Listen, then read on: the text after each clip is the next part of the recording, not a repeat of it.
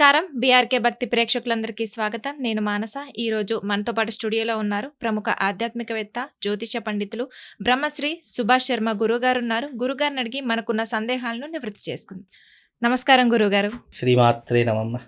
గురువుగారు, మన ఇంటి ముందు ఎలాంటి విగ్రహాలు పెట్టుకోవాలి? ఎలాంటి విగ్రహాలు పెట్టుకోకూడదు? ఎలాంటి విగ్రహాలు పెట్టుకుంటే మనకు మంచి ఫలితం ఉంటుంది?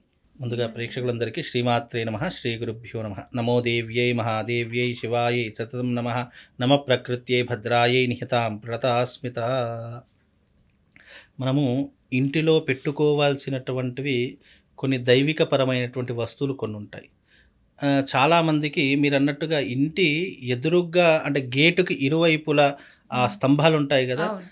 దాంట్లో పెట్టుకునేటట్టు అంటే అవి ఎందుకు పెట్టుకుంటారంటే వీధి పోటు ఉంటే, అంటే ఆ వీధి ఇంటికి వీధి శూల కానీ వీధి పోటు ఉంటే దైవికపరమైనటువంటి విగ్రహాలను ఒక చిన్న గుడిలా చేసి చిన్న గుడిలా చేసేసి అవును. అందులో విగ్రహం లాంటివి కానీ లేదా పటం లాంటివి, ఈ గణపతి పటాలు కానివ్వండి, అమ్మవారి పటాలు కానివ్వండి, ఈ 6 ముఖాలు ఉన్నటువంటి గణపతులు, దాన్ని నరదృష్టి గణపతి అని అంటాము, అలాంటివి కానీ చాలామంది పెట్టుకుంటుంటారు. అది వీధి పోటుకి వీధి శూలకు ఏదైనా ఇల్లు తగిలితే గనక అలాంటి పద్ధతులు పెట్టుకుంటారు.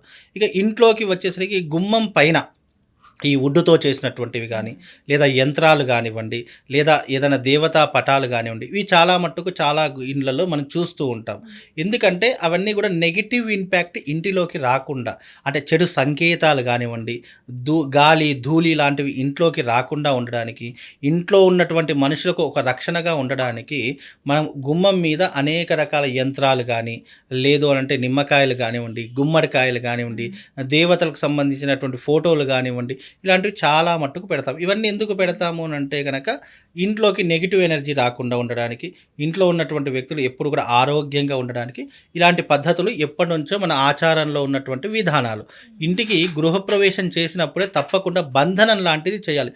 చాలా మట్టుకు గృహప్రవేశం చేస్తున్నారు కానీ ఈ మధ్యకాలంలో బంధనం ఎవరూ కూడా చేయట్లేదు. ఈ మధ్యకాలంలో 2-3 గృహప్రవేశాలకు మామూలుగా గెస్ట్ లాగా వెళ్ళాను. వాళ్ళ భక్తులు పిలిస్తే ఇలా వెళ్ళాను.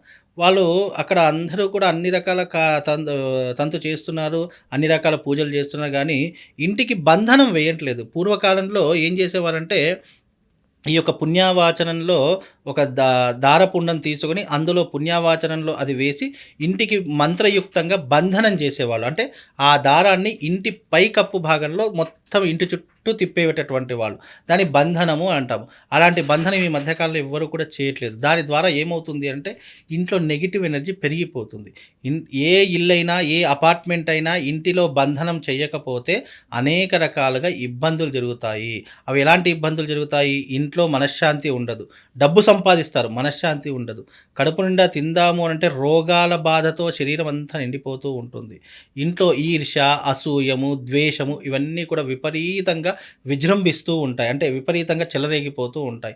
ఇంట్లో ఒకరినొకరు పడకపోవడము, వేరే కాపురం పెట్టడము, లేదా ఇంట్లో ఉన్నటువంటి అన్నదమ్ములు బయటకు వెళ్ళిపోవడము, తల్లిదండ్రులు అంటే పడకపోవడము, అత్తామామలకు గొడవలు కావడము, ఇలాంటివి ఎన్నో రకాలైనటువంటి పద్ధతులు ఆ ఇంట్లో జరుగుతూ ఉంటాయి. ఎందుకు అని అంటే కనుక ఇంట్లో వాస్తు బాగానే ఉంది, అంతా బాగానే ఉంది అని మనం చూస్తాం, కానీ ఇంటికి బంధనం చేశారో లేదో ఎవరూ కూడా చూడరు. అందుకే ఇంటికి బంధనం 3 రకాలుగా ఉంటుంది.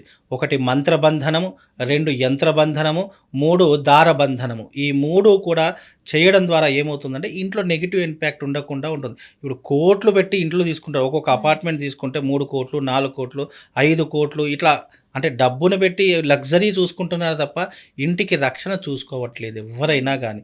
కాబట్టి ఇంటికి రక్షణ చూసుకోండి, ఇంటికి బంధనం చేసుకోండి. ఎవరైనా చేసుకోకపోయినా సరే ఇప్పటికైనా ఇంటికి బంధనం చేసుకోండి. ఎందుకంటే ఇంటికి బంధనం లేకపోతే ఏమవుతుందంటే ఇంట్లో మనశ్శాంతి కరువైపోతూనే ఉంటుంది. ఇంట్లో ఒకరినొకరు పడకపోవడం జరుగుతూనే ఉంటుంది. భార్యాభర్తలకు యుద్ధ వాతావరణం మొదలవుతూనే ఉంటుంది. ఒక 2 రోజులు బాగుంటాడు, 3వ రోజుకి ఒకరినొకరు చూస్తే కోపం, ఆవేశం పెరిగిపోతూ ఉంటుంది. ఇవన్నిటికి కారణం ఏంటంటే ఇంటిలో బంధనం లేకపోవడం. అందుకే చాలా మటుకు పూర్వకాలంలో ఏం చేసేవారంటే ఇంటికి బంధనం లేకుండా ఇల్లు కొనేవారు కాదట. అందుకే ఇంటికి బంధనం చేసుకోవాలి. ఇక రెండవ కారణం ఏంటి? ఇంట్లో పటాలు పెట్టుకునేటటువంటి విధానం. ఇంట్లో దేవతల పటాలు పెట్టుకునేటటువంటి వారు ఎవరైనా సరే శాంతమూర్తులుగా ఉన్నటువంటి దేవతా ప్రతిమలు మాత్రమే పెట్టుకోవాలి. ఉగ్రస్వరూపంగా ఉన్నవి లేదా ఈ భయంకరంగా ఉన్నటువంటివి ఇప్పుడు ఎగ్జాంపుల్ లక్ష్మీ నరసింహస్వామి ఉన్నాడు. హిరణ్యకశిపుని ఇట్లా తొడ మీద కూర్చోబెట్టి ఇట్లా పేగులు చీర్చుతున్న ఫోటో చాలామంది అది ఇంట్లో చూసారు. అది తీసేయాలి. ఎందుకంటే అది ఉగ్రస్వరూపమైనటువంటి ఫోటో. అలాగే చాలామంది కాళీమాత ఫోటోను పెడుతుంటారు. కాళీమాత ఫోటో ఇంట్లో ఉండకూడదు. అది ఎప్పుడు కూడా రక్తాన్ని కోరుకునేటటువంటి పద్ధతులు, అంటే ఇవి వామాచార పద్ధతిలో ఉంటాయి. కాబట్టి అలాంటి ఫోటోలు ఉండకూడదు.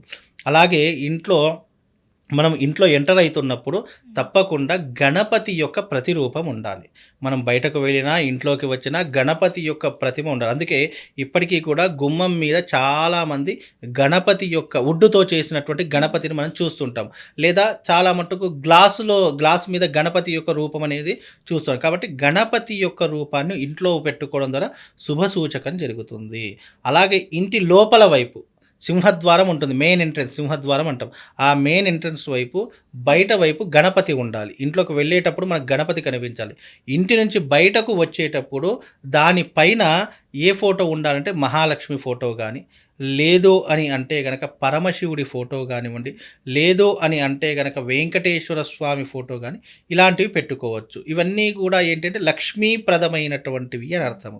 అలాగే ఆ ఇంట్లో ఈ పటాలు ఉండడం ద్వారా వారింట్లో సిరి సంపదలు ఎప్పుడూ కూడా వృద్ధిగా ఉంటాయి, సమృద్ధిగా ఉంటాయి. అంటే ఇంట్లో నుంచి డబ్బు, ఇప్పుడు చాలామంది ఇంట్లో డబ్బు సంపాదిస్తారు. కానీ అనవసరమైనటువంటి విషయాలకు ఖర్చు చేస్తుంటారు. వాళ్ళకి తెలీదు. ఉన్న వస్తువునే 10 సార్లు కొంటూ ఉంటారు. లేదు అని అంటే గనక ఉన్నటువంటి వాటిని ఎక్కువగా వినియోగించుకోవడము, లేదా దుబారా ఖర్చులు ఎక్కువగా చేయడము, విందులు వినోదాలకు అధికంగా ఖర్చు, ఇలా ఏదో ఒక దానికి వెళ్ళిపోతూ ఉంటుంది. కాబట్టి ఇలాంటి పటాలు పెట్టుకోవడం ద్వారా ఇంట్లో ధనవృద్ధి కూడా సమృద్ధిగా ఉంటుంది. కాబట్టి ఇలాంటి పటాలు పెట్టుకోండి. దాని ద్వారా శుభం లాభం కలుగుతుందమ్మా. ఓకే గురుగారు, మంచి విశ్లేషణ అందించారు. అంటే ఇంట్లో ఎలాంటివి పెట్టుకోవాలి, గుమ్మం బయట ఎలాంటి విగ్రహాలు పెట్టుకుంటే మంచి జరుగుతుంది అనే దాని గురించి చాలా చక్కగా వివరించారు. ధన్యవాదాలు.